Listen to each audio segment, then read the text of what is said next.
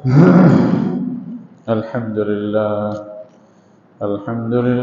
نحمده ونستعينه ونستغفره ونؤمن به ونتوكل عليه ونعوذ بالله من شرور أنفسنا ومن سيئات أعمالنا من يهده الله فلا مضل له ومن يضلل فلا هادي له وأشهد أن لا إله إلا الله وحده لا شريك له وأشهد أن محمدا عبده ورسوله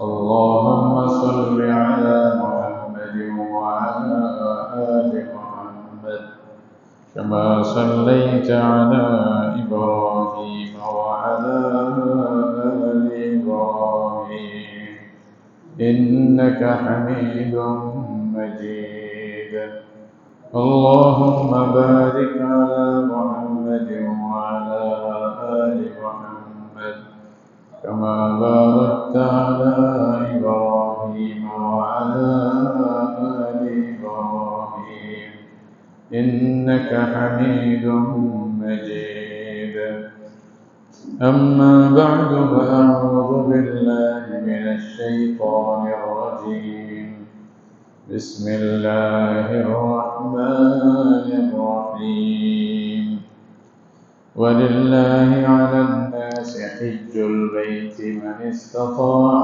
إليه سبيلا ومن كفر فإن الله غني عن العالمين সম্মানিত মুসল্লিয়ান কিরাম, আমরা দিকে দিকে হজের যে মৌসুম আসতেছে, হজের মৌসুমের দিকে কাছাইতেছি।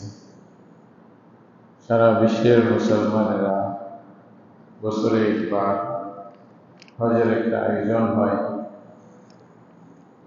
অনেকে জীবনে একবার হজ করবে, অনেকে আল্লাহ তাআলা তৌফিক দিলে হয়তো তারা বারবার করতে পারে, বা অনেকে 5 বছরে একবার সুযোগ পায়। যে যেভাবে হজে সারা বিশ্বের আনাজ কানাজ থেকে চলে আসবে এবং হজের সময় নিয়মিতভাবে হজটা পালন হবে এবং সমস্ত মুসলমানেরা আল্লাহর ঘরে এসে আল্লাহর ইবাদত আদায় করার জন্য চেষ্টা করবে। ওই নির্দিষ্ট সময়ের দিকে আমরা চলে যাচ্ছি।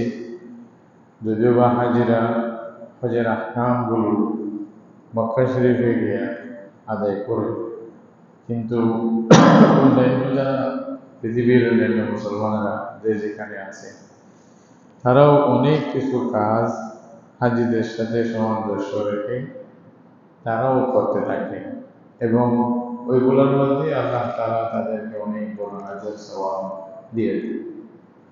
এই পুরা প্যাকেজটা একটা বিষয় দেখতে গেলে হজের সময়ের যে পুরো প্যাকেজটা পুরো সারা বিশ্বের মুসলমানরা উপকৃত হয়।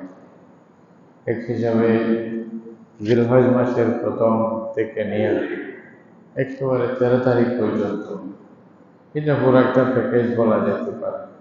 এখানে কিছু কিছু জিনিস হাজিদের জন্য জরুরি, আবার গায়রে হাজিরা করলে তারা সওয়াব হিসাবে ভিন্ন ভিন্ন হিসাবে হুকুম দেওয়া আছে। আমরা যারা হজে যাব তাদের জন্য কি করতে হবে, আর যারা হজে যাব না তারা কিভাবে এই সময়টাকে কাজে লাগাবো, এই সময়টা সবার জন্য গুরুত্বপূর্ণ। এখন আমরা আইয়ামে হজ বলা হয়, হজের মৌসুম। হজের জন্য যদিও বা 2-3 মাস রাখা হয়েছে, তবে হজ সম্পাদনের জন্য সময়টা হলো খুব সংক্ষেপ, বেশি লম্বা না। 8 তারিখ থেকে নিয়ে 13 তারিখ পর্যন্ত। জিলহজ মাসের 8 তারিখে শুরু হয় হজ এবং 13 তারিখে শেষ হয়ে যায়, অথবা 12 তারিখেও কেউ চাইলে শেষ করতে পারে, আর কেউ চাইলে 2 দিন আগে শুরু করতে পারে। যারা হজ্জে তামাত্তু করে তারা হয়তো আগে থেকে চলে যায়, তখন থেকে এক হিসেবে হজের একটা পার্ট তাদের শেষ হয়ে যায় আর একটা পার্টের জন্য অপেক্ষা করে। তো এই মোটমাট এই সময়টা খুবই গুরুত্বপূর্ণ, হজের সাথে সম্পৃক্ত। হজটা কি, এখন এটাতে ফায়দা কি, কিভাবে করবে, কেন করবে, ইত্যাদি কতগুলি কথা এই প্রসঙ্গে আজকে আমরা কিছু জানার চেষ্টা করব। আমাদের অনেক ভাইয়েরা হয়তো এখনো যদিও বা হজের সময় অনেক লম্বা, অনেক সময় দেরি আছে, তারপরেও আগে থেকেই মক্কা শরীফে চলে যাবেন। সেই হিসাবে তাদের জ্ঞাতার্থে আমাদের কিছু বলে দেওয়া এটা জরুরি মনে করি। তাদেরকে একটু পরামর্শ দিয়ে দেওয়া, তারা যে কাজ করতে যাচ্ছেন এই কাজটা আসলে কি বা কিভাবে সম্পাদন করতে হবে, কিভাবে করলেই আল্লাহ রাব্বুল আলামিন রাজি খুশি হবেন এবং রাসূলুল্লাহ সাল্লাল্লাহু আলাইহি ওয়াসাল্লামের সুন্নাহ মোতাবেক হবে, ইবাদতটা সঠিকভাবে আদায় হবে, এগুলো জানাই দেওয়া দরকার। সেই হিসাবে আজকের আলোচনাটা হবে হজ নিয়ে, হজের বিষয় নিয়ে আজকে আলোচনাটা হবে। হজের গুরুত্ব, হজের ফজিলত, হজের নিয়ম নীতি, হজ না করলে কি হয় বা করলে কি পাওয়া যায় ইত্যাদি, এগুলা মানে চরিত্র একটা বিষয় ইনশাআল্লাহ আজকের আলোচনায় আসবে। হজের বর্ণনা করতে গিয়া, যদিও বা হজটা জীবনে একবার খরচ, এই হজটা খরচে সবসময় না। ইসলামী ইবাদাতের মধ্যে এটা ৫ম নম্বর, ৫ নম্বর রুকুন ইসলামের। এর আগে ঈমান আছে, নামাজ আছে, রোজা আছে, হ্যাঁ, যাকাত আছে, এগুলোর ব্যাপারে ভিন্ন ভিন্ন হুকুম আছে। নামাজটা হলো ডেলি 5 বার, আর রোজাটা হলো বছরে 1 মাস, আর যাকাত তাও বছরে 1 বার। পয়সা থাকলে, খরচ না থাকলে, নেশাব পরিমাণ হলে, তাহলে তখন গিয়া 40 ভাগের 1 ভাগ নিজের আত্মীয় স্বজনকে বা আরো যারা গরিব তাদেরকে দেওয়া, এটা খরচ, এটা বছরে 1 বার। আর হজটা হচ্ছে কি জীবনে 1 বার। রাসূলুল্লাহ সাল্লাল্লাহু আলাইহি ওয়াসাল্লাম বললেন, ইয়া আইয়ুহান নাস কুতিবা আলাইকুমুল হজ্জ ফাহুজ্জু, এই মানুষ তোমাদের জন্য হজ ফরজ করা হয়েছে, তোমরা হজ করো। তখন এক সাহাবী জিজ্ঞাসা করলেন, ইয়া রাসূলুল্লাহ আপনি করলে আমিন ইয়া রাসূলুল্লাহ, আল্লাহ রসুল আমরা কি হজ প্রত্যেক বছর করবো? রাসূলুল্লাহ সাল্লাল্লাহু আলাইহি ওয়াসাল্লাম চুপ থাকলেন, কিছু বললেন না। উনি আবার জিজ্ঞাসা করলেন, আপনি করলে আমিন ইয়া রাসূলুল্লাহ, আল্লাহ রসুল আপনি বললেন হজ করতে হবে, আমরা কি প্রত্যেক বছর হজ করব? ওটা ওদের জন্য যারা মক্কা শরীফ মদিনা শরীফে আছে, প্রত্যেক বছর হজ করা বড় কঠিন কিছু না, কারণ ওখান থেকে ঘোড়া নেওয়া, উট নেওয়া যাবে, হজ করে আসবে, আর ঝামেলা ছিল না। রাসূলুল্লাহ সাল্লাল্লাহু আলাইহি ওয়াসাল্লাম চুপ থাকলেন। উনি তো আসলে শুধু মক্কা মদিনার নবী না, উনি তো সারা বিশ্বের সকল জায়গার সকল মুসলমানের নবী। যতদিন পর্যন্ত কিয়ামত পর্যন্ত মানুষ আসতে থাকবে, সবাই রসুল, সবাই নবী হিসেবে আল্লাহ তাআলা ওনাকে পাঠাইছে। তো ওনার কথা তো সেরকম হবে না, সবাইকে যেন ঘিরে ফেলে ওনার কথায়, সবাই যেন চলে আসে, সেরকম ভাবেই তো বিধান দিবেন। এটা আবার ওনার বিধান, এটা আল্লাহর দেওয়া বিধান। রসুল যদিও বা না জানে যে কি হবে, কিন্তু আল্লাহ তো জানে। সেই জন্য আল্লাহ তো বলে দিয়েছে যে কি হবে, রসুলকে জানাই দিয়েছে, এ হবে এ হবে বলে দেন। তো রসুলকে যা বলছে উনি আল্লাহর পক্ষ থেকে তা বলেও দিয়েছেন যে হ্যাঁ এটা এটা হবে, এরকম হবে বলে দিয়েছেন। সেই হিসাবে রাসূলুল্লাহ আবার চুপ, কিছু বললেন না। তখন উনি আবার বললেন যে আফি কুল্লি আমিন ইয়া রাসূলুল্লাহ, মানে উনার একটা ওই জিজ্ঞাসা করার স্পৃহা বারবার এটা বন্ধ হচ্ছে না, কি আমরা প্রত্যেক বছরই হজ করবো ইয়া রাসূলুল্লাহ, আপনি যে বললেন হজ করতে হবে। তখন রাসূলুল্লাহ সাল্লাল্লাহু আলাইহি ওয়াসাল্লাম হ্যাঁ বা না উত্তর না দিয়ে ওনাকে একটা কথা বললেন, বলছে লাউ কুলতু নাআম লাওয়াজাবাত ওয়া লামাসতাতা'তু। রাসূলুল্লাহ সাল্লাল্লাহু আলাইহি ওয়াসাল্লাম বললেন যে তুমি যে জিজ্ঞাসা করছো বারবার প্রত্যেক বছর করতে হবে, প্রত্যেক বছর করতে হবে, আমি যদি হ্যাঁ বলতাম ওয়াজিব হয়ে যেত। নবী যেটা বলবে এটা ফরজ, এর বাইরে যাওয়ার সুযোগ নাই। তবে তোমরা করতে পারতাম। তোমরা সবাই মিলে কয়েকজনে পারলেও নিজেরাও কত পারবে, অথচ তোমাদের দ্বারা সম্ভব হতো না। তারপরে রাসূলুল্লাহ সাল্লাল্লাহু আলাইহি ওয়াসাল্লাম বললেন, আমি যখন চুপ থাকবো, জোর করে আমার থেকে কিছু বাইর করার চেষ্টা করিও না। অনেক সময় আমি ইচ্ছা করে জেনে শুনে চুপ থাকি তোমাদের উপকারের জন্য, তোমাদের জন্য যেন মুসিবত না হয়ে যায়। কারণ আমি বললে ওয়াজিব হবে, তোমরা করতে পারবে না, গুনাহগার হবে।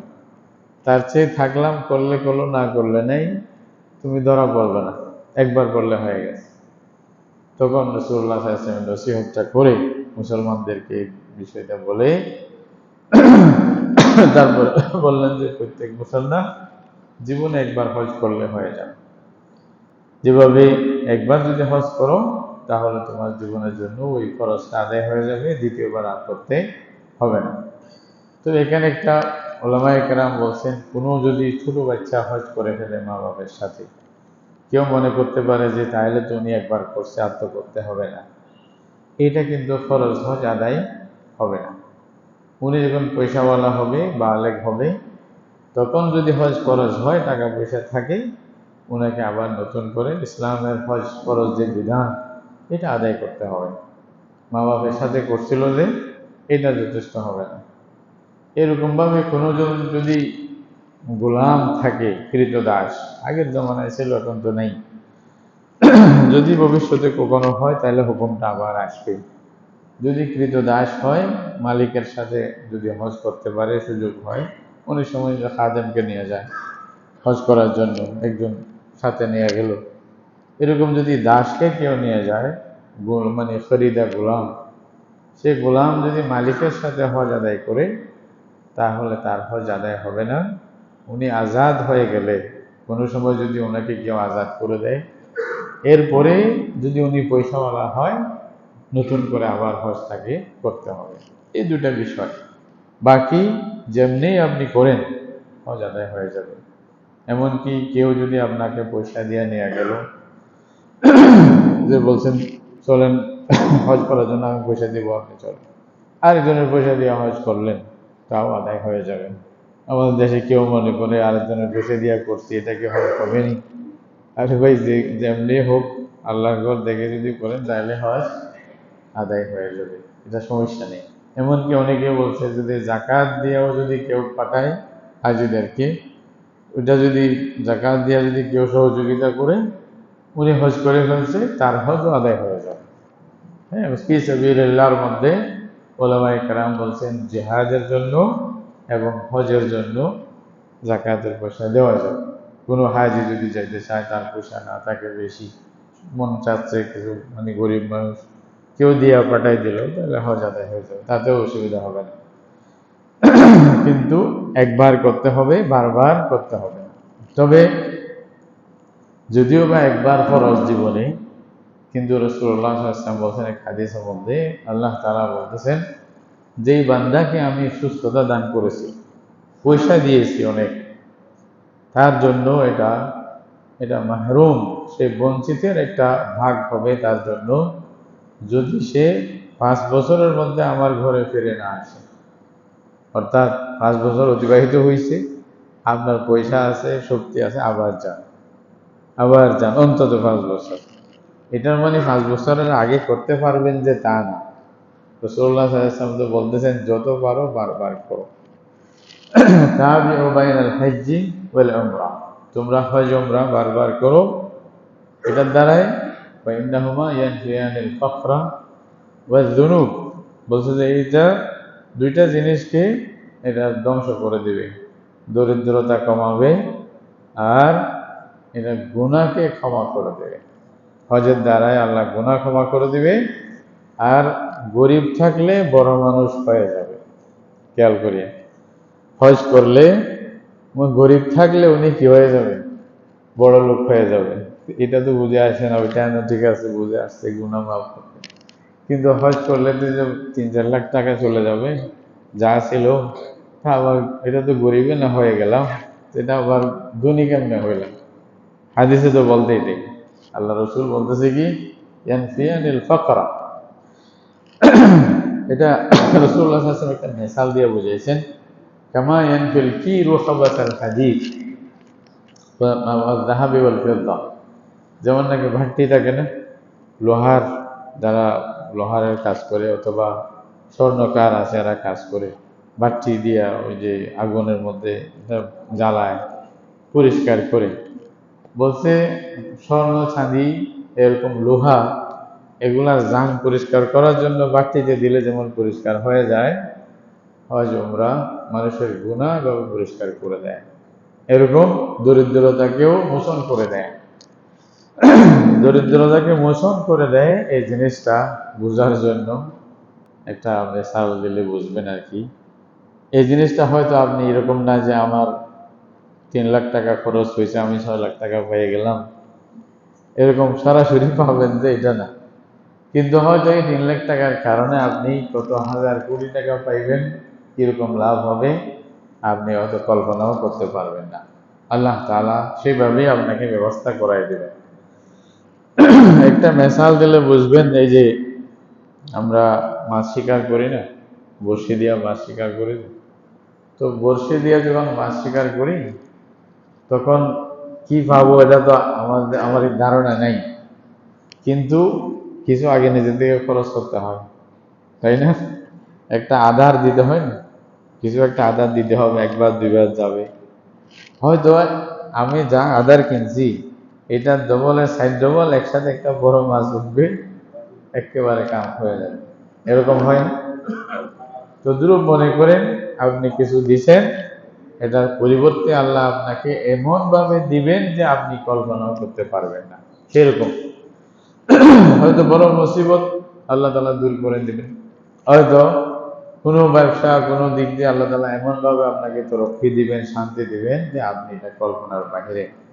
বারহাল আল্লাহ তাআলা এই মানে হজের একটা ফায়দা এটা করে রাখছে, সেভাবেই হজ করো, হজের দ্বারাই ফায়দা হয়।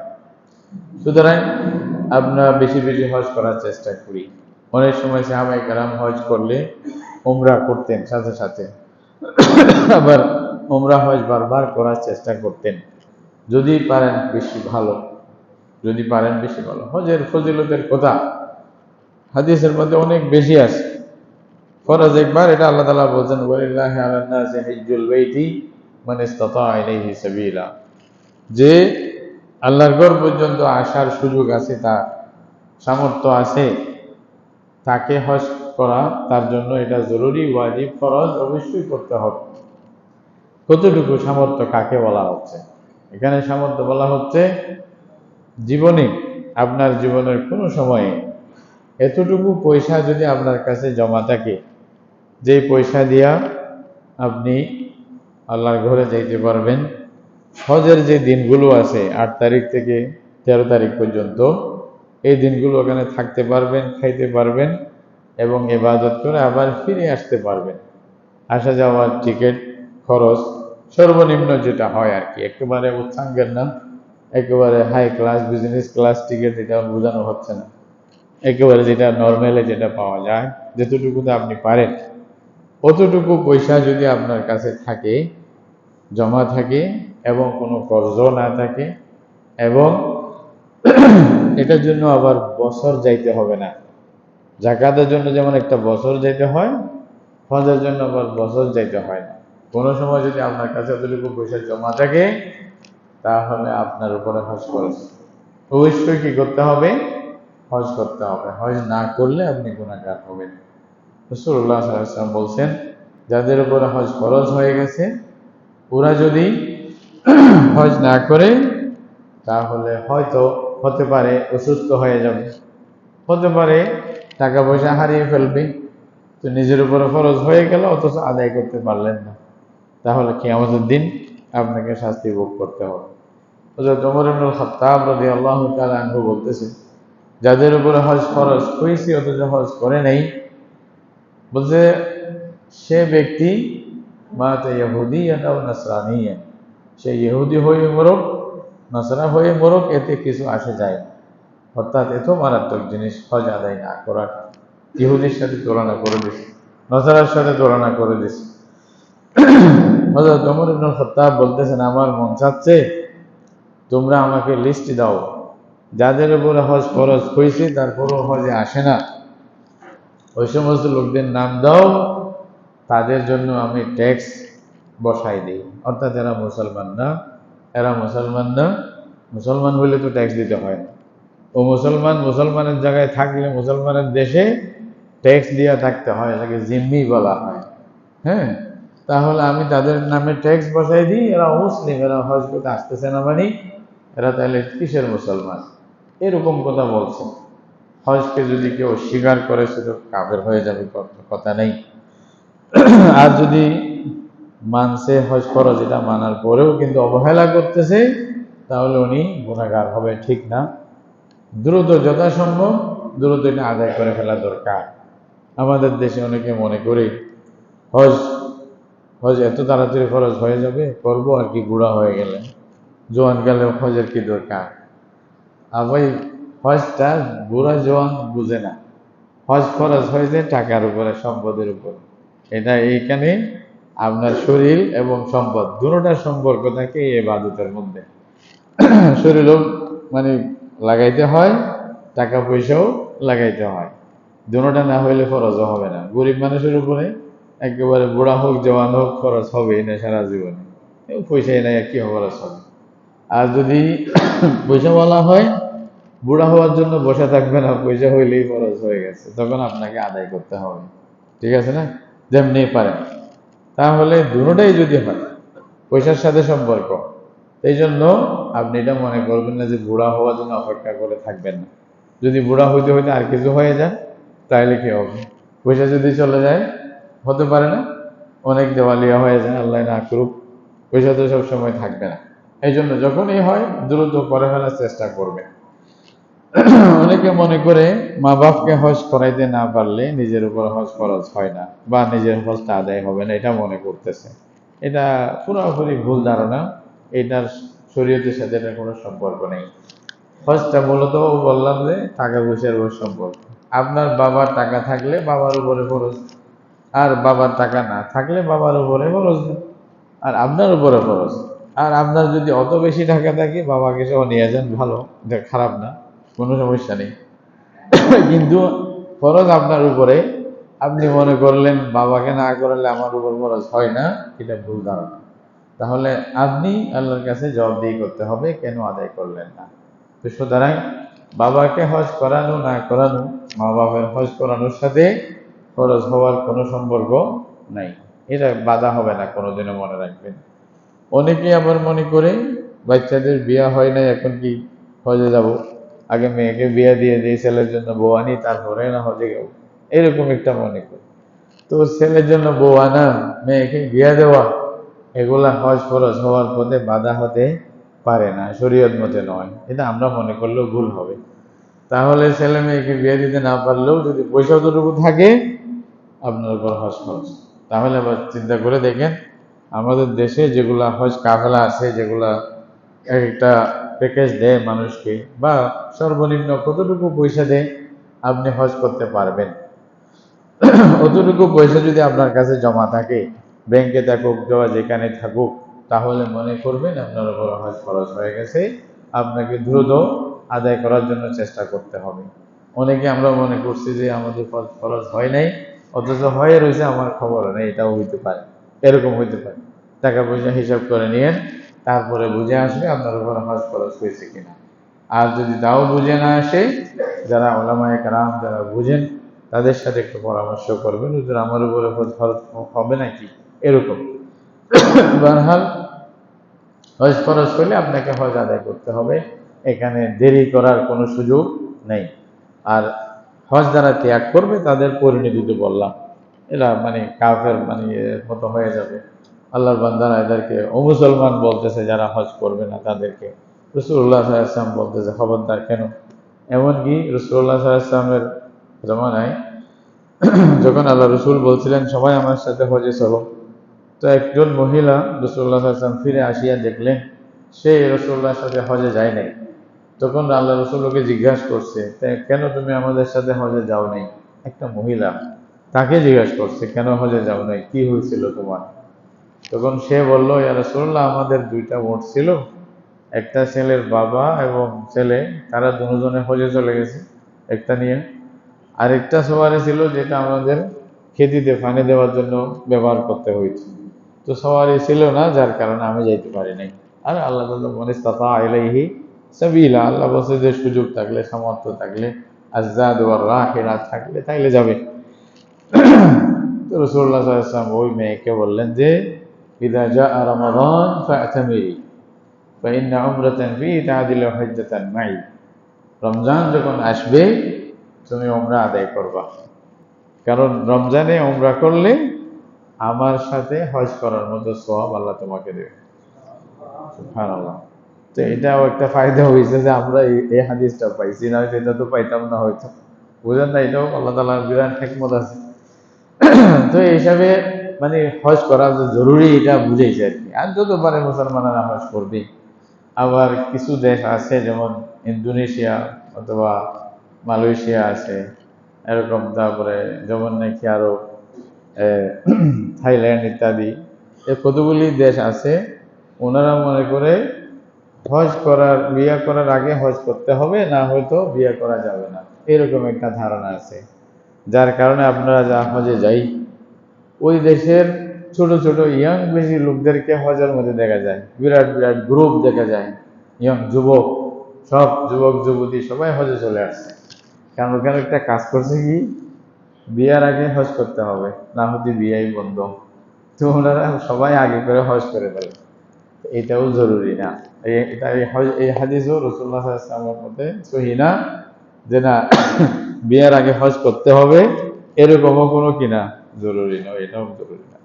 হজের সাথে আলাদা একটা হুকুম, পয়সা হইলে, সামর্থ্য থাকলে, সুযোগ থাকলে আপনি হজ করবেন, কোনো ইয়া ছাড়া।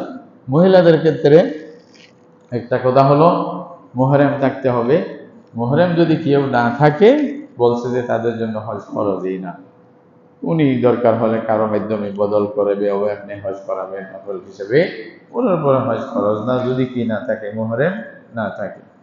বারহাল এই হজের হুকুম যেটা আছে, হজ করলে কি লাভ হবে, রাসূলুল্লাহ সাল্লাল্লাহু আলাইহি ওয়াসাল্লাম বলতেছেন মান হাজ্জা ফালাম ইয়ারফুজ ওয়ালাম ইয়াফসুক রাজাআ কায়াউমা ওয়ালাদাতহু উম্মুহু।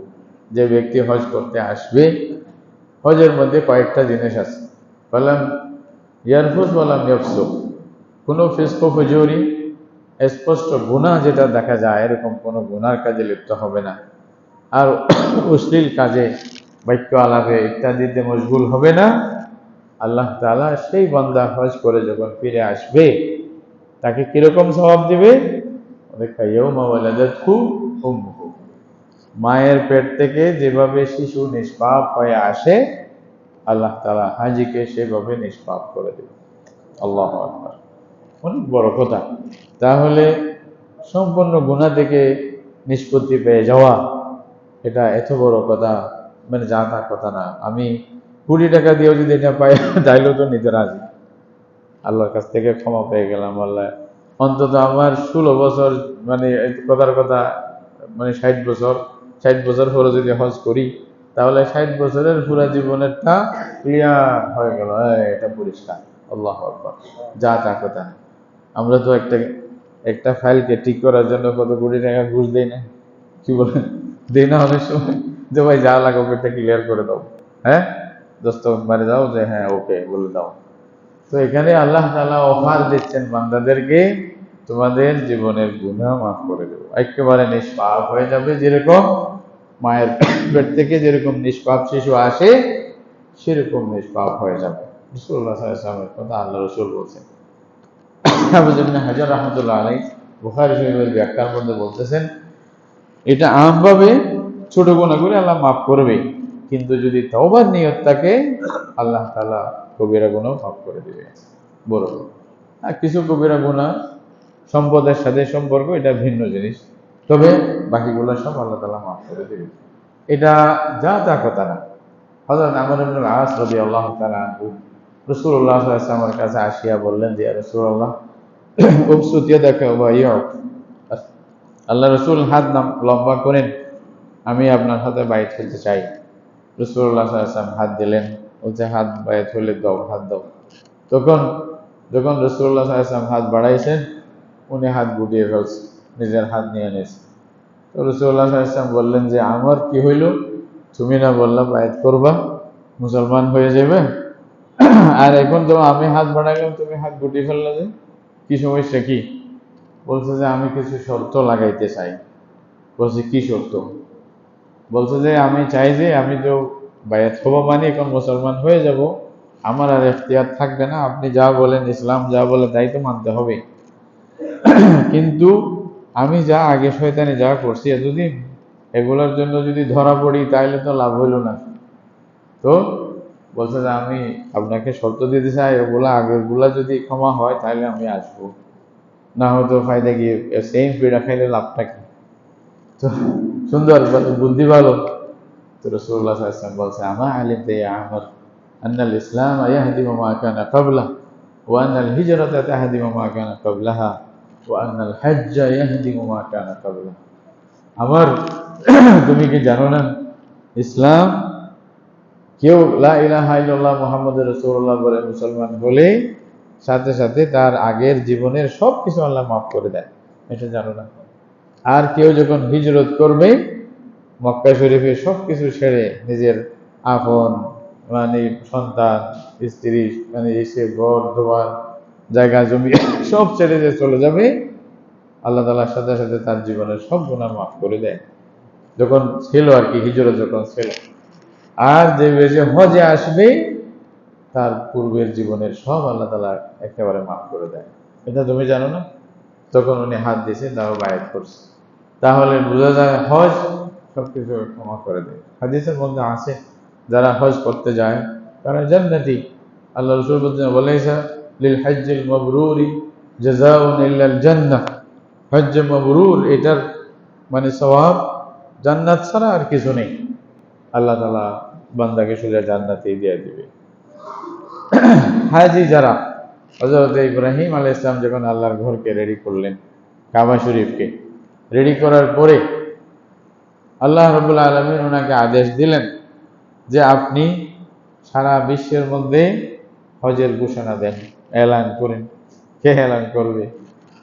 ওই মক্কা শরীফের পাহাড়ের উপরে উঠিয়া হযরত ইব্রাহিম আলাইহিস সালাম এলান করবে, ওইখানে কে শুনবে? কিন্তু যে শোনাইতে চায়, সে শোনাইতে পারে না। সুবহানাল্লাহ, তাফসীরের মধ্যে আছে, মায়ের পেটে আসে নাই যারা, তাদেরকেও শোনাই দিয়েছে আল্লাহ তাআলা, তোমাদেরকে হজে যেতে হবে। আল্লাহু আকবার। এই জন্য যখনই যারা জীবনে একবার সুযোগ হয়, দুইবার সুযোগ হয়, 3 বার, 10 বার, 20 বার, যখন সুযোগ হয়, বারবার উনি ওটাই বলে, লাব্বাইক আল্লাহুম্মা লাব্বাইক। লাব্বাইক মানে কি? আমাদের দেশে যখন ওই যে হাজিরা ডাকে, অমুক লাব্বাইক, মানে আমি উপস্থিত আছি। লাব্বাইকটা হলো আসলে একটা ডাকের জবাব। একটা ডাক আসছে, এটার জবাব। ডাক কি? ওই ইব্রাহিম আলাইহিস সালাম ডাক দিয়েছিল যে, আল্লাহ তাআলা এটা সমস্ত হাজি যারা আছে কিয়ামত পর্যন্ত সবাইকে শোনাই দিছে। সবাই ওই সময় মতো জবাব দিচ্ছে ওখানে গিয়া, আল্লাহ আমি এখন প্রস্তুত, আমি আসতেছি, হাজির, আমি আসতেছি হজের জন্য। লাব্বাইক আল্লাহুম্মা লাব্বাইক মানে এটাই, আমি উপস্থিত আছি, আমি আসতেছি, আল্লাহ আমার দয়া করে আমারটা কবুল করো, এটা মানে লাব্বাইক আল্লাহুম্মা লাব্বাইক, লাব্বাইক লা শারীকা লাকা লাব্বাইক, ইন্নাল হামদা ওয়ান নি'মাতা লাকা ওয়াল মুলক লা শারীকা লাকা। তোমার কোনো শরীক নেই, সব প্রশংসা তোমার, সব নিয়ামত তোমার, হ্যাঁ, তুমি সবকিছুর মালিক। আল্লাহ তোমার ডাকে আমি সাড়া দিয়ে আসতেছি, আমার দয়া কবুল করে নাও। এভাবেই হাজিরা বারবার বারবার এই কথাটা বলে, এটা নাই। রাসূলুল্লাহ সাল্লাল্লাহু আলাইহি ওয়াসাল্লাম বলতেছেন, কোনো হাজি যদি হালাল পয়সা দিয়া, এখানে মনে রাখবেন, হালাল ছাড়া আল্লাহ তাআলা কবুল করবেন না। হালাল পয়সা দিয়া যখন হজের জন্য মানে পা রাখে এবং যখন বলে যে লাব্বাইক, আল্লাহ তাআলার পক্ষ থেকে বলা হয়, লাব্বাইকা ওয়া সা'দাইক, আনতা মাকবুলুন ওয়া হাজ্জুকা মাকবুলুন ওয়া আনতা মাজুরুন। বান্দা আসো, তোমার অপেক্ষায় তো ছিলাম, তোমার হজ কবুল, তোমাকে প্রতিদান দেওয়া হবে, প্রত্যেকটা জিনিসের বদলে তোমাকে দেওয়া হবে, আসো, ওয়েলকাম, তোমার জন্যই তো আসে। এভাবেই বলা হয়, হাদিসের মধ্যে আছে। আর যখন কোনো বান্দা হারাম পয়সা দিয়া হজের জন্য যেতে চায়, আমাদের দেশে আছে না অনেকেই, কিছু মনে করবেন না, অনেক অনেকে এই হাতে সে হাতে, বাম হাতে ডান হাতে যেভাবে পারে চোখ বন্ধ করিয়ে করিয়ে পয়সা কামাইছে। তো পরে খেয়াল হয়েছে এই এই পয়সা তো এখন তো একটু সাদা করতে হবে, কালো পয়সাগুলো। তো ভালো তরিকা হজ করে আসলাম, হাজি সাহেব হয়ে গেলাম, নামটাও পাইলাম। আল্লাহর বান্দা মানে কসম করে বললে হানেস খাবো না, কিচ্ছু পাইবে না, গুনাহ হবে, গুনাহ হবে, আল্লাহ শাস্তি দিবে। এই পয়সা দিয়ে কেন গেলেন হজের জন্য? হাদিসের মধ্যে সাফ করে আসে, আল্লাহ রাসূল বলতেছেন, হারাম পয়সা দিয়ে কেউ যদি হজে যায়, যখনই লাব্বাইক বলে আল্লাহর পক্ষ থেকে সাথে সাথে ঘোষণা করা হয়, তোমার কোনো লাব্বাইকের কোনো দরকার নেই, যাও তুমি, তোমাকে কোনো মানে কোনো প্রতিদান দেওয়া হবে না, কোনো স্বভাব হবে না, তোমার হজ কবুল হবে না, তুমি আসিও না, কষ্ট করে লাভ নাই, এটা বলে দেওয়া হয়, আগে থেকেই বলে দেওয়া হয়। আমরা তো কান নাই, শুনি না, বুঝি নাই জন্য। এই জন্য ভাই, যা পারবেন হালাল পয়সা দিয়ে, হারামের কিঞ্চিত মাত্রেও যেন না থাকে, এটা চেষ্টা, সন্দেহ যেন না থাকে। সন্দেহ আছে যে এই পয়সা দিয়েও হজে যাইবেন না, দরকার নেই। দরকার হলে অল্প সময়ের জন্য যান, পয়সা বেশি না থাকলে কিছুদিনের জন্য যান, আপনি 10-15 দিনের জন্য যান, বেশি না, আমি লম্বা দরকার নেই, 15 দিনের জন্য যাবো, 15 দিনের খরচটা নিয়ে কোন রকম খরচটা করে আসি, তাহলে আল্লাহ তাআলা সওয়াব দিবে, আল্লাহ খুশি হবে। কিন্তু যদি বেশি দিনের জন্য অনেক পয়সা দিয়ে গেলেন, আর যদি মনে করলেন যে এটা সাদা হয়ে যাবে, আল্লাহ মাফ করে, আরো কালো হবে, আরো মারাত্মক হবে, আল্লাহর কাছে কিচ্ছু পাইবেন না, এটা মনে রাখবেন। হারাম আল্লাহ তাআলা কবুল করেন না। হারাম পয়সা দিয়ে যদি কেউ ইবাদত করে, এটা বড় শাস্তি পাইতে পারেন, এটা আল্লাহর সাথে মশকারে রং হয়ে যাবে। এই জন্য আল্লাহ মানা করছে, খবরদার, এটা থেকে দূরে থাকবেন। যারা যারা হয়ে যাবেন, আগে থেকে খেয়াল করে নেবেন পয়সাটা হালাল আছে কিনা পুরোপুরি, এটা কোনো সমস্যা। কেউ হাদিয়া দিলে সমস্যা নেই, হাত্তা বললাম না, যাকাতের পয়সা কেউ দিয়ে দিলে তাও সমস্যা নেই, এটা হালাল, কোনো গুনাহ নেই যদি আপনি হকদার হন, কিন্তু হারাম দিয়া না। তাহলে মোটমাট এটাই, যখনই হাজি লব্বাইক বলে আল্লাহর পক্ষ থেকে এরকম তাকে ওয়েলকাম করা হয়, আসো বান্দা আসো। হাদিসের মধ্যে আছে, হাজিরা যে জামরাতের মধ্যে কঙ্কর নিক্ষেপ করে, ছোট শয়তান, বড় শয়তান, মাঝালি শয়তান আমরা বলি না, আসলে তো শয়তান ওখানে বসে নাই, একটা নিদর্শন রাখা হয়েছে আর কি, এগুলো জামরা, এটার নাম হলো জামরা। রাসূলুল্লাহ সাল্লাল্লাহু আলাইহি ওয়াসাল্লাম বলতে যে ওইখানে গিয়া যখন রাসূলুল্লাহ সাল্লাল্লাহু আলাইহি ওয়াসাল্লাম উম্মতকে খেতাব করছেন, সম্বোধন করে কিছু নসিহত করছেন, তখন আল্লাহ রাসূল বলছে যে দেখো, ইন্নামা হাযিহিল জামারাত রামি ফিল জামারাত লিইকামাতি যিকরিল্লাহ। রাসূলুল্লাহ বলছে, খবরদার, তোমরা অতিরঞ্জিত করবা না, আলা লা তাগলু, তোমরা অতিরঞ্জিত করিও না, সীমা লঙ্ঘন করবা না। আগের লোকেরা ধ্বংস হয়েছে সীমা লঙ্ঘনের কারণে। এই জামরাত গুলো, এখানে শয়তান বসে নেই, এগুলার জন্য মারা হচ্ছে না। তুমি মনে করো না শয়তানের গায়ে মারলাম, ওইখানেই তোমাকে শয়তান শয়তানি করাবে। এগুলা আসলে আল্লাহর জিকির কায়েম করার জন্য। সাফ করে বলছে, ইন্নামা হুয়া লিইকামাতি যিকরিল্লাহ, আল্লাহর জিকিরের জন্য। এখানে আসিয়া যেভাবে আল্লাহর হুকুম আছে, এখানে বলছে বিসমিল্লাহ আল্লাহু আকবার, বিসমিল্লাহ আল্লাহু আকবার বলে মারবা। এটা এক নিদর্শন আল্লাহ দিয়েছে, আল্লাহর শাআয়ের। আল্লাহ তাআলা এগুলা কায়েম করতে চান। 1000 বছর পূর্বে হযরত ইব্রাহিম আলাইহিস সালাম, আল্লাহর খলিল, এবং হযরত ইসমাঈল আলাইহিস সালাম আল্লাহ তাআলা এর মাধ্যমে করাইছে। ওইটা বারবার দোহারাইতেছেন আল্লাহ কিয়ামত পর্যন্ত। আল্লাহ চাইলে আল্লাহ করবে, ওইটাই তোমরা করবা আল্লাহর জিকিরের জন্য, এখানে আর কোনো উদ্দেশ্য নেই। কিন্তু মানুষ না বুঝে, ওই শয়তান তো বসে নাই, শয়তান বলছে আমাকে মারতে যাচ্ছ, তোমাকে ওখানেও শয়তানি শুরু করাবো। সে কি করছে, বড় বড় জুতা নিয়ে আমাদের যে শালা শয়তান, বলছে আজকে পাইছি তোকে। তো ওইখানে গিয়েও তাকে শয়তানে ধরছে, ছাড়ে নেই।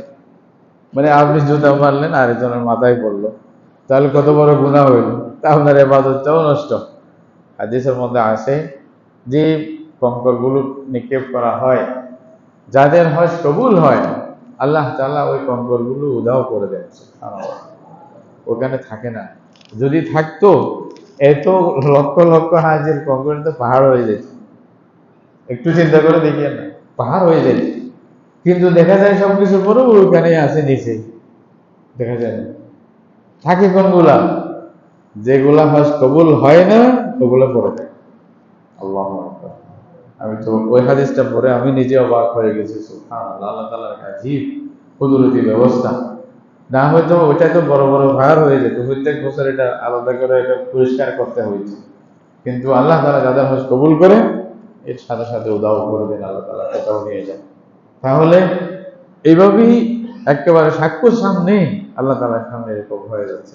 হাজিরা সব আমল করে যখন আরাফার দিন যায়, আল হাজ্জু আরাফা, রাসূলুল্লাহ সাল্লাল্লাহু আলাইহি ওয়াসাল্লাম বলতেছেন, যখন আল্লাহকে ডাকেন, আল্লাহ তাআলা নিম্নে আসমানে আসিয়া ফেরেশতাদের গর্ব করে বলেন, এই দেখ, তোমরা না বলছিলে না বান্দাকে সৃষ্টি না করতে, মানুষ সৃষ্টি না করতে, এরা কোন করবে, এই করবে, সেই করবে, দেখ এখানে বাদশাহ আছে, বড় বড় মন্ত্রী আছে, উজির আছে, ব্যবসায়ী আছে, কোটিপতি আছে, এরা সবাই মাথায় কাপড় নেই, হ্যাঁ, পায়ে জুতা নেই, গায়ে ভালো কাপড় নেই, কি নিয়ে লাফাইতেছে এখানে, কেন আসছে, মা ইউরিদু হাউলাই, কি চায় এই বান্দারা এখানে মাঠের মধ্যে, ময়দানের মধ্যে, যারা এসি ছাড়া 1 মিনিট চলে না, এই গরমের মধ্যে হা হা করে আল্লাহর দিকে কি চায় বলো। সুবহানাল্লাহ, আল্লাহ গর্ব করে বলেন, এরাই আমার বান্দা, এরাই আমার বান্দা, এরা আমার হুকুম মানতে চায়, এরা আমি আমার কথার সাথে সাথে গরিব ধনীর কোনো ব্যবধান ছাড়া একজন রাজা একজন প্রজার সাথে দাঁড়িয়ে দোয়া করতেছে আল্লাহর কাছে, সেম লেবাস, সেম অবস্থা, হ্যাঁ, এরা সব আল্লাহকেই মানে, আমাকেই মানে। তোমরা সাক্ষী থাকো, এইখানে যদি আমার বান্দারা আছে, এদের গুনাহ যদি সমুদ্রের ফেনার মতো হয়, আমি ক্ষমা করে দিলাম। এদের যদি মানে বড় বড় মরুভূমির বালির মতো যদি হয়, আমি ক্ষমা করে দিলাম। হাদিসের মধ্যে সাফ করে আছে। রাসূলুল্লাহ সাল্লাল্লাহু আলাইহি ওয়াসাল্লাম বলতেছেন, সেই দিন আল্লাহ তাআলা সবচেয়ে বেশি নিজের বান্দাদেরকে জাহান্নাম থেকে মুক্তি দান করেন আরাফাত দিন। এই জন্য হাজিরা, যেহেতু ঈদের দিন তাদের জন্য, হাজিরা তো রোজা রাখবে না, গায়ের হাজি যারা আছে তাদের জন্য বলা হয়েছে তোমরা রোজা রাখো, ওই এদের শুকরিয়া হিসেবে তোমাদের 2 বছরের গুনাহ আমি মাফ করে দেব। এদের তো মাফ করে দিলাম সারা জীবনে, তোমাদের 2 বছর, আগের পরে 2 বছর যা করো নাই আগে থেকে মাফ। আল্লাহু আকবার, আল্লাহ তাআলার কি, তখন আল্লাহ দিতে চায় তা দেখি। এরকম ভাবে রাসূলুল্লাহ সাল্লাল্লাহু আলাইহি ওয়াসাল্লাম বলতেছেন, শয়তানকে আরাফার দিন সবচেয়ে বেশি কমজোর আর দুর্বল দেখা গেছে। শয়তান সবচেয়ে বেশি দুর্বল, মন ভাঙা, একটা অবস্থা কাহিল। তো কেউ জিজ্ঞাসা করছে, তোমার এই অবস্থা কেন আজকে? বলছে, কি করবো, আজকে আমার চেয়ে বেশি ক্ষতি আর কারো হয় নাই। তো তোমার কি ক্ষতি হইলো? বলছে, একটা মানুষের পিছনে 80 বছর আমি মেহনত করছি, একটা মানুষের পিছনে এই চাবি দিতে দিতে দিতে তাকে কোন রকম আল্লাহ থেকে দূরে সরাই রাখছি, গুনার ঘাটতি নিয়ে রাখছি। বলছে, আজকে আরাফার ময়দানে আসিয়া যখন কান্না দিছে, সারা জীবনের গুনাহ একসাথে আল্লাহ মাফ করে দিছে, যা পানি বাসে গেছে। বলছে, আমার মেহনতের উপরে পানি বাসে গেছে। বলছে, আমার চেয়ে ক্ষতি আর কার হয়েছে? আসলেও তো ঠিক, আসলেও তো ঠিক। তো বান্দা, আল্লাহর বান্দারা যখন যায়, সেইভাবেই রাসূলুল্লাহ সাল্লাল্লাহু আলাইহি ওয়াসাল্লাম যেভাবে বলছেন, একেবারে মায়ের পেট থেকে শিশু যেভাবে নিষ্পাপ হয়ে আসে, সেভাবেই নিষ্পাপ হয়ে আল্লাহর বান্দারা ঘরের মধ্যে ফিরে।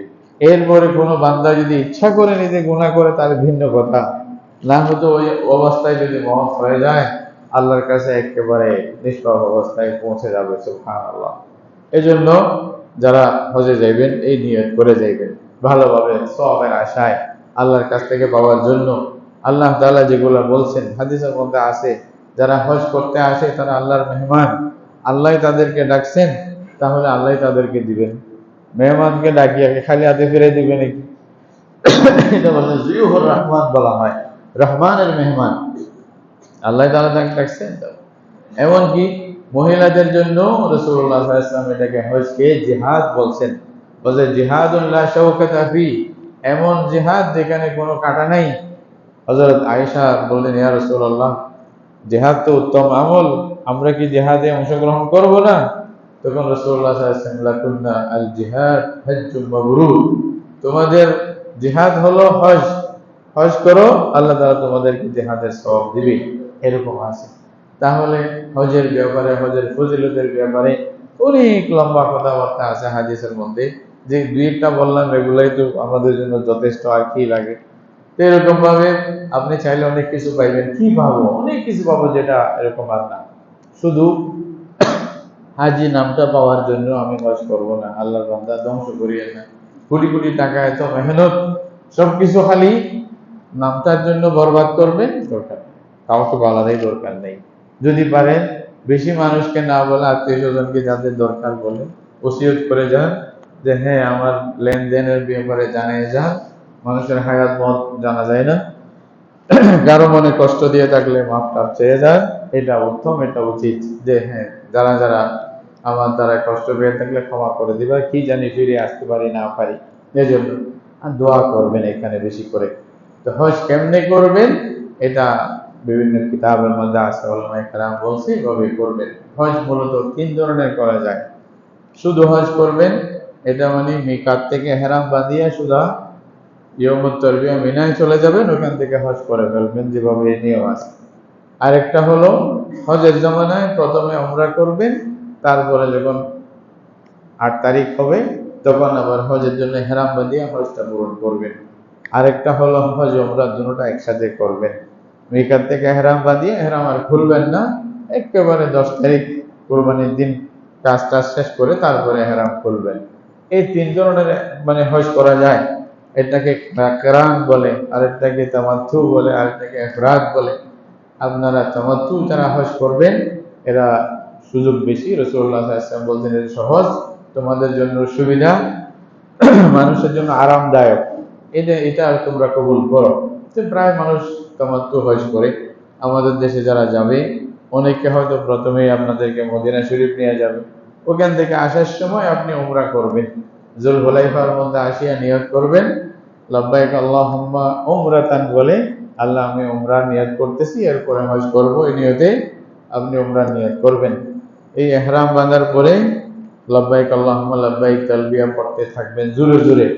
যত তালবিয়া জোরে পড়বেন আপনার শব্দ এই আকাশ বাতাস মাটি তারপর পাহাড় গাছপালা যেই শুনবে কিয়ামতের দিন আপনার জন্য হকের সাক্ষী দিবে, হাদিসের মধ্যে আছে।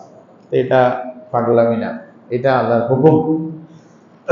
যুলহুলাইফা থেকে সাহাবায়ে কেরাম যখন আসতেছিলেন তখন রাসূলুল্লাহ সাল্লাল্লাহু আলাইহি ওয়াসাল্লামের কাছে আল্লাহ রাব্বুল আলামিন আরশ আজিম থেকে হযরত জিবরাইলকে পাঠাইছে, যাও মুহাম্মদের সাথীদেরকে বলো চিল্লাইয়া চিল্লাইয়া তাকবীর বলতে বলো, আল্লাহু আকবার, ফালিয়ারফাউ আসওয়াতাহুম বিতালবিয়া, যারা আস্তে আস্তে পড়তেছে জোরে পড়তে বলো। অথচ আল্লাহ রসুলই বললেন যে এত চিল্লাইতেছো কেন? হয়তো আল্লাহ তো কোনো একটা বদির না যে না শুনবে, আল্লাহ তো শুনতেছে, এত জোরে কেন বলো? এটা বলছিলেন। কিন্তু এই সময় আল্লাহ নিজে হুকুম পাঠাইছে, জোরে চিল্লাইতে বললো, আমার ভালো লাগতেছে, এটা চিল্লাইতে বললো। এই জন্য রাসূলুল্লাহ সাল্লাল্লাহু আলাইহি ওয়াসাল্লাম বলছে আফজালুল হাজ্জি আল আজ্জু আস-সাজ্জ, শব্দ এরকম বলছে উত্তম হজ হলো যেখানে কোরবানি করা হয়, যেখানে বেশি বেশি চিল্লানো হয়। চিল্লানো মানে তাকবীর তালবিয়া তাহলিল জোরে জোরে পড়বে, হাজিরা জোরে জোরে পড়বে, মহিলারা বেশি জোরে না, পুরুষেরা জোরে জোরে পড়বে, লাব্বাইক আল্লাহুম্মা লাব্বাইক এভাবে চিল্লাইয়া পড়বেন। এটাই ইবাদত, এটাই সওয়াব। আল্লাহর ঘরে যখন আসবেন প্রথমে আল্লাহর ঘর দেখলে জীবনের প্রথমে দেখার সাথে সাথে দোয়া করবেন, অনেক লম্বা দোয়া আছে, বা মন ভরে নিজের বাসায় দোয়া করবেন, ওই দোয়াটার সাথে সাথে কবুল হয়।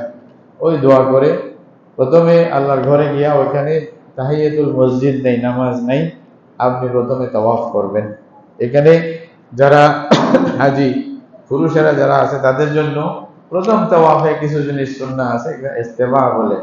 ইস্তেবা মানে যে ইহরাম যেটা পরবেন চাদর, চাদরটা ডান কাঁধের বগলের নিচ দিয়া নিবেন, বাম কাঁধটা ঢাকিয়া রাখবেন, ডান কাঁধটা খোলা রাখবেন। ওখানে হাজরা আসওয়াদের পাশে যাওয়ার পরে, আগে থেকে না, এটা করে এভাবে ডান কান খোলা থাকবে, বাম কান বন্ধ থাকবে।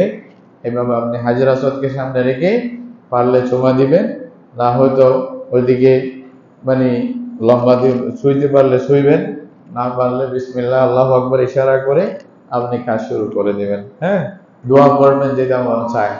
রুকুনে ইয়ামানি পর্যন্ত আসে, ওখান থেকে এই পর্যন্ত রব্বানা আতিনা ফিদ দুনিয়া হাসানা ওয়া ফিল আখিরাতি হাসানা ওয়া কিনা আযাবান নার, এটা বারবার পড়বেন।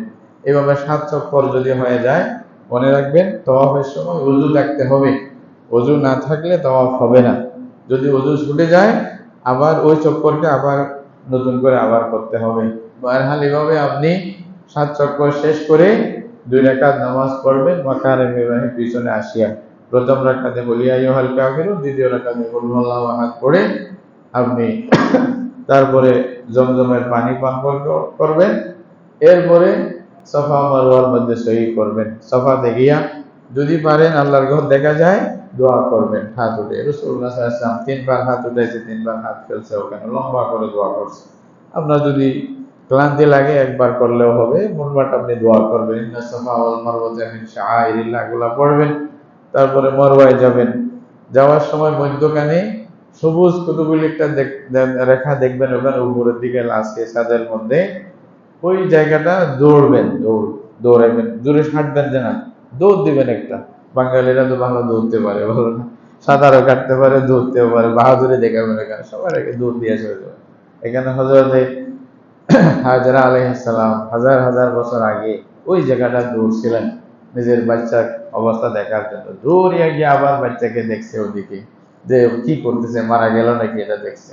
ওই জিনিসটা আল্লাহ বারবার দোয়ারাইতে বলে, আবার দোয়ারাও, আবার দোয়ারাও, সবাই দোয়ারাও, আমার ভালো লাগতেছে, এটা সুবহানাল্লাহ। এইটাই তো, ওইটা করবেন। সফা থেকে মরওয়াতে গেলে এক চক্কর, মরওয়া থেকে সফায় আসলে আরেক চক্কর। অনেকে আবার 14 বার ঘুরে, এটা সফা মরওয়া সেই করার জন্য। এটা ভুল করবেন না, ক্লান্ত হয়ে যাবেন। এভাবেই আপনি সফাতে শুরু, মরওয়াতে শেষ। এভাবে আপনার উমরা শেষ হয়ে গেল, হালাল হিসেবে থাকবেন। 8 তারিখ পর্যন্ত মক্কা শরীফের যেখানেই থাকেন সেখানেই থাকেন, কিন্তু 8 তারিখ যখন সূর্য উঠে যাবে, তারপর আপনি আবার গোসল করে ইহরামের কাপড় পরবেন। তখন বলবেন আল্লাহুম্মা লাব্বাইকা হাজ্জান, আল্লাহ আমি হজের নিয়তে আবার রেডি হয়েছি। তখন তালবিয়া পড়তে পড়তে মিনায় চলে আসবেন। যোহর, আসর, মাগরিব, ইশা, ফজর এগুলা মিনাতে পড়বেন, ওয়াক্ত মধ্যে পড়বেন। মুসাফির হইলে 2 রাকাত, আর মুসাফির না হইলে যেভাবে নিয়ম আছে নিয়ম মতে পড়বেন।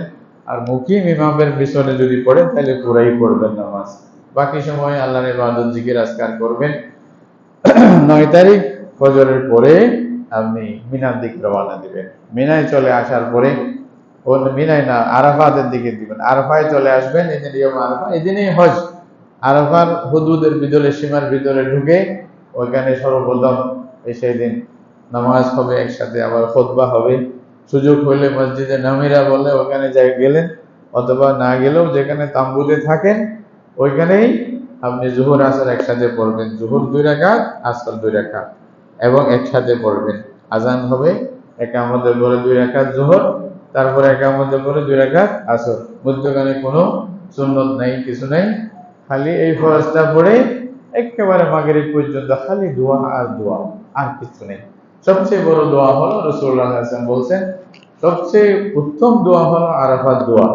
আর আমি এবং আমার পূর্বে যত নবীরা দোয়া করছেন, সব দোয়ার মধ্যে উত্তম দোয়া হলো এই দোয়া, লা ইলাহা ইল্লাল্লাহু ওয়াহদাহু লা শারীকা লাহু লাহুল মুলকু ওয়া লাহুল হামদু ওয়া হুয়া আলা কুল্লি শাইইন কাদির।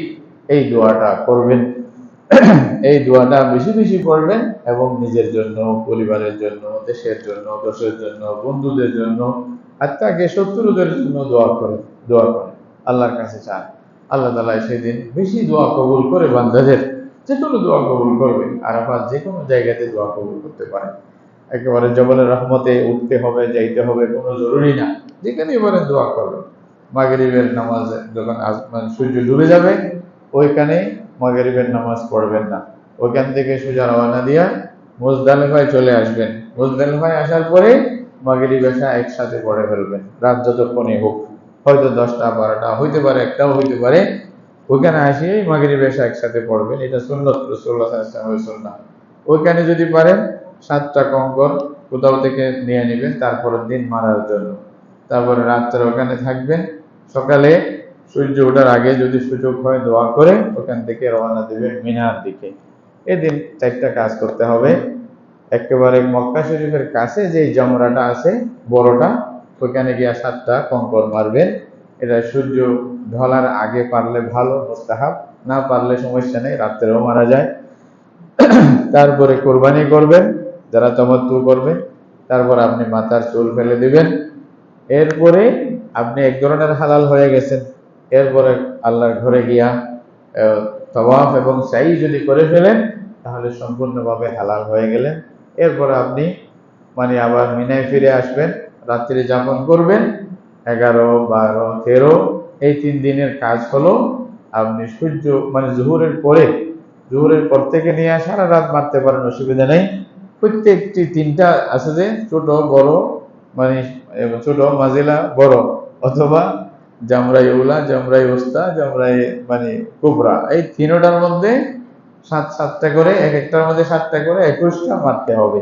প্রথম এদিকে শুরু করবেন, ওদিকে শেষ, এভাবে এভাবে করে ডেলি 3 দিন এভাবে করতে হবে। আর যদি আপনার কাছে বেশি মানে তাড়াহুড়া থাকে, তাহলে আপনি 12 তারিখের পরে চলে আসতে পারবেন। কিন্তু একটা খেয়াল রাখতে হবে, সূর্য ডুবার আগে আপনাকে মানে মিনা ত্যাগ করতে হবে। আর যদি সূর্য ডুবার আগে মিনা ত্যাগ করতে না পারেন, তাহলে 12 তারিখও ওখানে থাকতে হবে, 13 তারিখ মারিয়ে আসতে হবে। 13 তারিখ আপনি যদি মারিয়ে ফেলেন, তাহলে সূর্য ডুবার আগে মিনা ছাড়ে দেন। এরপরে শুধু একটা কাজ, এটা হলো আল্লাহর ঘরকে শেষ বিদায় দেওয়া তাওয়াফের মাধ্যমে, বিদায়ী তাওয়াফ বলা হয়। এরপরে আপনি চলে আসতে পারবেন। এই হলো হজ, আপনার হজ পুরো হয়ে গেল। এরপরে মসজিদে নববীতে যদি আগে যান আগে, পরে গেলে পরে জিয়ারত করবেন, ওখানে দোয়া করবেন, এটা ভিন্ন জিনিস। এটার সাথে হজের রুকুনের সাথে বা ওয়াজিবের সাথে সম্পর্ক নেই। এটা মুসলমানের অন্তরের সাথে সম্পর্ক, এটা ভিন্ন জিনিস, আলাদা ইবাদত। বারহাল কুবা মসজিদে পারলে 2 রাকাত নামাজ পড়লে আল্লাহ তাআলা মকবুল ওমরা সওয়াব দিবে। এইভাবে আপনারা হজটা আদায় করতে পারেন।